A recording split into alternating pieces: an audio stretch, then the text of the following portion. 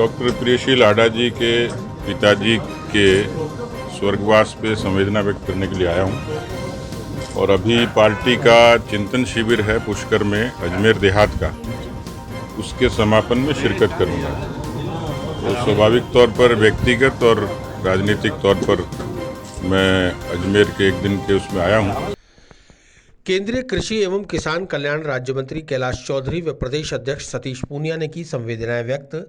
भाजपा शहर जिला अध्यक्ष डॉक्टर प्रियशील लाड़ा के पिता के निधन के बाद प्रदेश व केंद्रीय नेतृत्व के जनप्रतिनिधि पहुंच रहे हैं संवेदनाएं व्यक्त करने।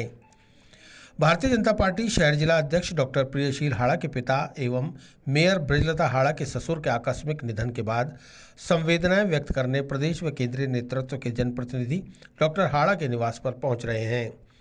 सोमवार को केंद्रीय कृषि राज्य मंत्री कैलाश चौधरी व भाजपा प्रदेश अध्यक्ष सतीश पूनिया ने डॉक्टर लाड़ा के निवास पर पहुंचकर अपनी संवेदनाएं व्यक्त करते हुए डॉक्टर लाड़ा के पिता के चित्र के समक्ष पुष्पांजलि अर्पित कर उन्हें श्रद्धांजलि अर्पित की।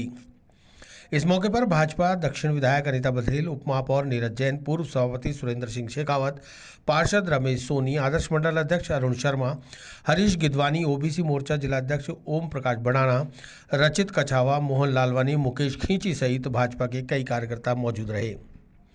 भाजपा प्रदेश अध्यक्ष सतीश पूनिया ने मीडिया से बात करते हुए बताया कि पुष्कर के नजदीक कड़ेल पंचायत के रेवंत गांव में भाजपा देहात का 2 दिवसीय चिंतन शिविर चल रहा था, जिसका उद्घाटन केंद्रीय कृषि राज्य मंत्री कैलाश चौधरी ने किया, तो वे समापन अवसर पर शिविर में बतौर अतिथि शामिल हुए हैं। उन्होंने प्रदेश की अशोक गहलोत सरकार पर नाकामी का आरोप लगाते हुए कहा कि गहलोत सरकार अपनी कुर्सी बचाने के लिए दौड़ भाग कर रही है, जबकि प्रदेश की जनता महंगाई से हाहाकार कर रही है। अभी पेट्रोल पर राज्य सरकार द्वारा लगाया गया वैट और एक्साइज कम नहीं किया, उससे पहले ही उपभोक्ताओं के ऊपर बिजली के बिलों में फ्यूल चार्ज के नाम पर अतिरिक्त भार थोपकर जनता का जीना हल्कान किया जा रहा है। उन्होंने कहा कि कांग्रेस सरकार के 3 वर्ष के शासनकाल में लगातार महंगाई बढ़ी है।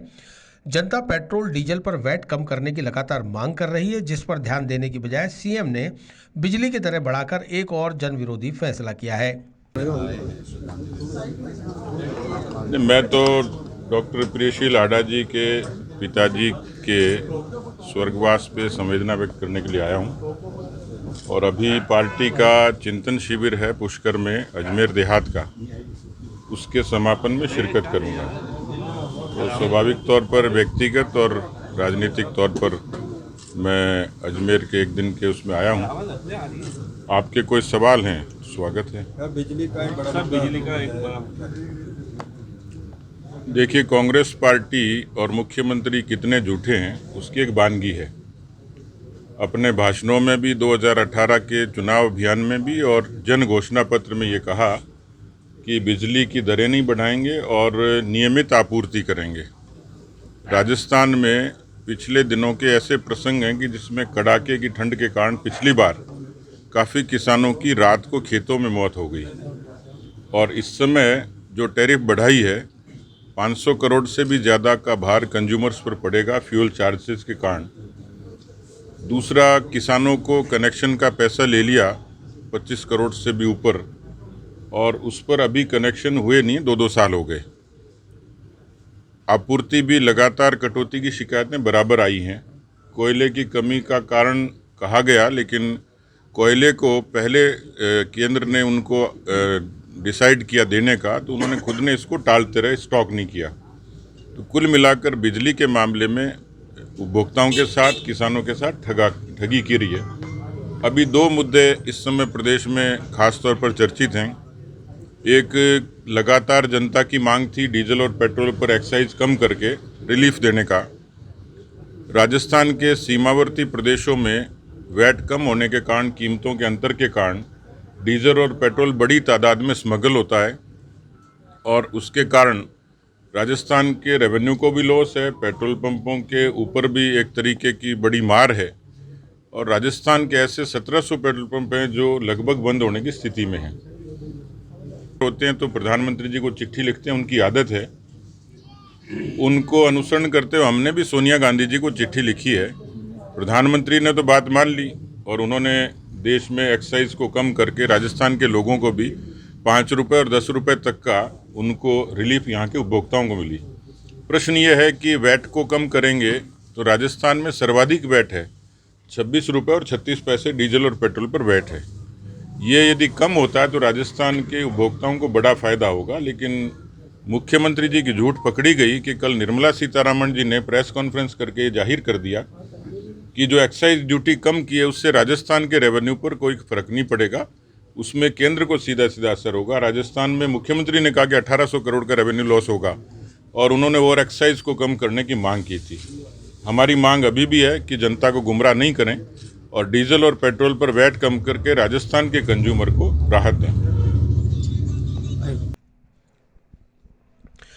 केंद्रीय कृषि राज्य मंत्री कैलाश चौधरी ने भी राज्य की गहलोत सरकार पर प्रदेशवासियों पर अपनी हठधर्मिता थोपने के आरोप लगाते हुए कहा कि केंद्र द्वारा एक्साइज और टैक्स घटाने के बावजूद भी अशोक गहलोत प्रधानमंत्री नरेंद्र मोदी को चिट्ठी लिखकर और टैक्स घटाने की मांग कर रहे हैं, जबकि खुद प्रदेश में लगाए गए अतिरिक्त वैट और टैक्स को कम करने का नाम नहीं ले रहे। उन्होंने कहा कि प्रधानमंत्री नरेंद्र मोदी के नेतृत्व में किसानों की आय दोगुनी करने का काम तेजी से चल रहा है, जिसके लिए नए नवाचार कर किसानों को कई तरह की राहत प्रदान भी की जा रही है, लेकिन कुछ किसान यूनियनों के नेता राजनीतिक दलों के प्रभाव में आकर उन्हें बरगलाने की कोशिश कर रहे हैं, जिसमें वे सफल नहीं होंगे। संगठन की चिंतन बैठक चल रही है और जिसमें संगठन के आने वाले समय के अंदर जो एक्टिविटी है उनको किस तरह से आगे बढ़ाए, इस दृष्टि से चिंतन बैठक की गई। साथ ही ब्रह्मा जी के मंदिर के दर्शन भी हुए और आज महापौर जी के पिताश्री जी का, ससुर जी का और हमारे जिला अध्यक्ष जी के पिताश्री का स्वर्गवास हो गया, तो यहाँ पर बैठना हुआ। मैं भगवान से प्रार्थना करता हूँ कि उनकी आत्मा को शांति प्रदान करे और परिवार को दुख सहन करने की क्षमता प्रदान करे। सर, महंगाई को लेकर एक बड़ा मुद्दा कांग्रेस लेकर चल रही है, क्या है? ऐसा है कि कांग्रेस देखा जाए तो आज राजस्थान के अंदर फैल हो चुकी है हर दृष्टि से। जो उन्होंने जनता से वादे किए थे वो भी पूरे नहीं किए। उन्होंने किसानों के संपूर्ण कर्जा माफ़ करने की बात की थी, वो भी नहीं किया। युवाओं को 35 रुपये बेरोजगारी भत्ता देने की बात की थी, वो भी नहीं की। और अभी जिस तरह से पेट्रोल और डीजल के भाव बढ़े थे और जिस गति के साथ बढ़ रहे थे, माननीय प्रधानमंत्री नरेंद्र मोदी जी ने सभी जगह जिस तरह से कम किया 10 रुपये डीजल के अंदर और पेट्रोल के अंदर भी 5 रुपये जिस तरह से कम किए हैं, लेकिन पूरे सभी राज्यों के अंदर जहां भारतीय जनता पार्टी की सरकार थी वहां पर वेट कम किया गया। और आज दूसरे चाहे पड़ोसी राज्य है, जहां हरियाणा के अंदर राजस्थान से 10-12 रुपये का रेट का डिफरेंस है, वहीं हरियाणा और गुजरात के अंदर भी डिफरेंस है। लेकिन राजस्थान की सरकार को और अशोक जी गहलोत को यहाँ की जनता से कोई सरोकार नहीं है। यहाँ पर डीजल की वजह से महंगाई जो बढ़ रही है, उन्होंने अभी तक राजस्थान के अंदर भी वेट कम नहीं किया है। ये जनता देख रही है, ये इनकी हठधर्मिता है। मुझे लगता है कि इनको तुरंत प्रभाव से राजस्थान की जनता की मांग को देखते हुए और जिस गति के साथ महंगाई बढ़ रही है उसको कम करने के लिए राजस्थान की सरकार को तुरंत वेट कम करना चाहिए ताकि राजस्थान की जनता को राहत मिल सके। सर, 2022-23 तक किसानों की आय दुगनी करने की जो दावा केंद्र सरकार ने किया है, किस तरह से पूरा होगा? किसानों की इनकम डबल करने का लक्ष्य निश्चित रूप से पूरा हो रहा है और मैं कह सकता हूं कि जिस तरह से सरकार की योजनाएं बनी है, आज किसानों के लिए बजट के बढ़ाने का प्रावधान किया है। जहां 2023 तक कृषि का बजट, 2013 में कृषि का जो बजट था वो सिर्फ 23,000 करोड़ था। अब कृषि का बजट है वो 1,23,000 करोड़ है, जो इनसे 1,00,000 करोड़ अधिक है।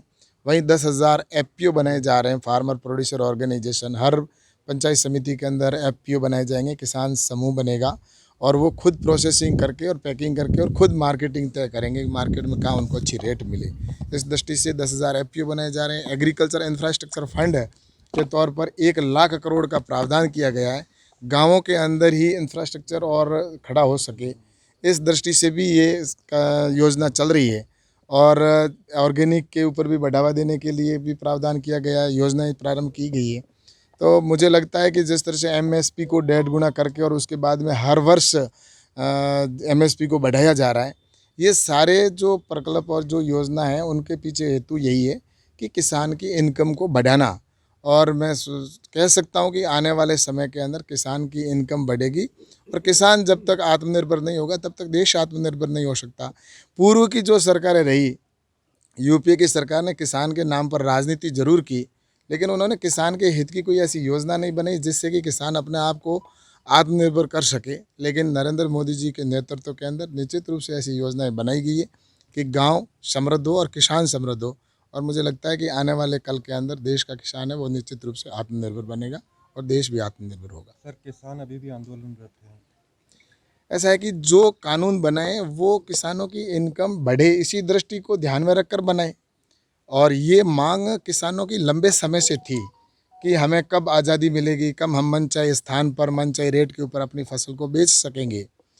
तो ये सारी चीज़ों को ध्यान में रखते हुए ही कानून बनाए और ये किसानों की स्वयं की मांग थी। और आज ये कानून बने, इससे किसान को आज़ादी भी मिली है और अपनी फसल बोने से पहले उसको रेट तय हो जाएगी। तो मैं कह सकता हूँ कि निश्चित रूप से ये किसानों के हित के कानून बने। लेकिन जो यूनियन के नेता हैं जो इन कानूनों का विरोध कर रहे हैं वो सिर्फ राजनीति से प्रेरित हैं और किसान के कंधे का उपयोग करके, और राजनीतिक लोग चाहे कांग्रेस हो या अन्य पार्टियां हैं वो किसान के कंधे का उपयोग करके अपनी राजनीतिक रोटियां सेकना चाहते हैं और निशाना साधना चाहते हैं। लेकिन उनको इसमें कोई सफलता नहीं मिलेगी क्योंकि हिंदुस्तान की जनता है वह नरेंद्र मोदी जी के साथ है, नरेंद्र मोदी जी के विकास के साथ है, नरेंद्र मोदी जी की योजनाओं के साथ है और देश का किसान इन कानूनों का समर्थन भी कर रहा है। सर, आपने कहा डीजल पेट्रोल राजस्थान में महंगा है, यहाँ बिजली भी। मैंने कहा ना कि ये स्टेट का विषय है और बिजली की भी जिस तरह से रेटें बढ़ रही है या जो बिल आ रहे हैं गांवों के अंदर वो बिल भी बढ़कर आ रहे हैं। और उन्होंने तो कांग्रेस की जो सरकार राजस्थान में जो बनी है उन्होंने ये भी कहा था कि जब सरकार में आए कि हम किसानों के लिए बिजली है वो पर्याप्त व्यवस्था करेंगे, 12 घंटा तक लाइट देंगे। लेकिन आज 4 घंटे भी लाइट किसान को नहीं मिल रही है और जिनके घर पर ऐसे लोग भी हैं जिनके घर पे कनेक्शन ही नहीं है लेकिन उसके बावजूद भी उनके घर पर बिल आ रहे हैं और बिल भी 10-10 हज़ार नहीं, 20 हज़ार भी नहीं, 50-50 हज़ार और 1-1 लाख रुपए के इस राजस्थान के किसानों के बिल आ रहे हैं। जो किसान के लिए मैं सोचता हूं कि आज उनको ऐसा लग रहा है कि हम खुद इस विद्युत की वजह से राजस्थान की सरकार ने जो व्यवस्था बिगाड़ रखी है और किसान इससे परेशान हो रखे हैं। तो मुझे लगता है कि इसका जवाब तो आने वाले समय में जनता देगी और इस जो कांग्रेस की सरकार ने जो वादे किए वो उन्होंने पूरे नहीं किए।